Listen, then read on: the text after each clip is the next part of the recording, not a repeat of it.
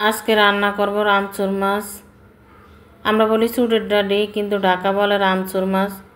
খেতে অনেক মজা। এই মাছটা ছোট ছোট, কিন্তু দামও বেশি। খেতে কিন্তু খুবই মজা। নদীর মাছ আসলেই ভালো লাগে। আসসালামু আলাইকুম, সবাই কেমন আছেন? আশা করি ভালো আছেন। আলহামদুলিল্লাহ, আমরাও ভালো আছি। চলে আসলাম রান্না করতে। এই যে কড়াইতে তেল দিয়ে দিছি, দিয়ে পেঁয়াজ কাঁচামরিচ দিয়ে দিলাম। ইদানিং গ্যাস থাকে না, গ্যাসে যা সমস্যা, সকালেও থাকে না, রাত্রেও থাকে না।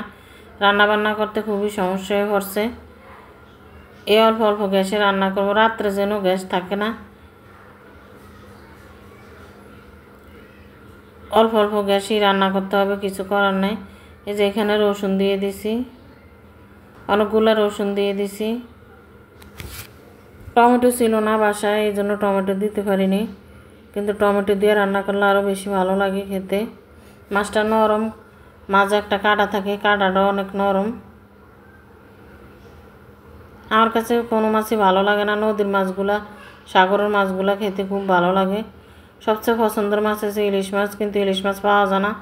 বাজারে যদি পাই তা হলো আপনার বেশি সুবিধা না,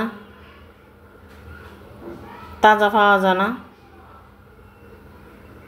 মশলাটা কষানো হয়ে গেছে, এখন মাছটি দিয়ে দিব। আমার কাছে খুবই ভালো লাগে, কিন্তু আমার ছেলে ভালো লাগে না। সে বলে খেতে ভালো লাগে না, সে রাত্রে খাইছে অল্প একটু, এর কাছে মজা লাগে না।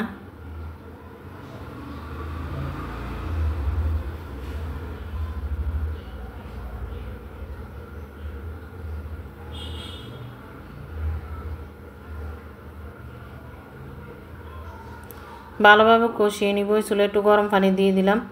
গরম পানি দিয়ে দিব তো তাড়াতাড়ি হয়ে যাবে মাছটা। একটু পানি দিয়েই হয়ে যাবে মাছটা। এটা নরম নরম মাছ, অত বেশি পানি দেওয়া লাগে না।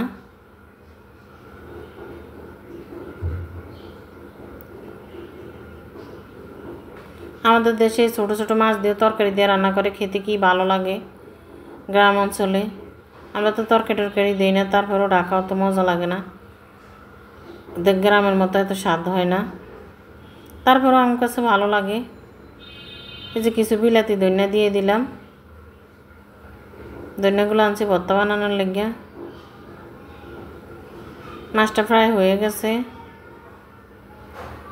একেবারে শুকনো করবো না, একটু হালকা একটু মাখানো মাখানো রাখছি। এই যে আমি রাত্রে খাবার খাইতে আসি, আর আমি প্রত্যেকটা ভিডিও খাওয়ার পরেই ছাড়ি। আমার কাছে খুবই ভালো লাগছে খেতে।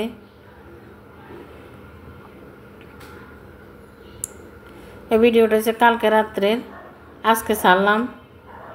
সব ভালো থাকবে।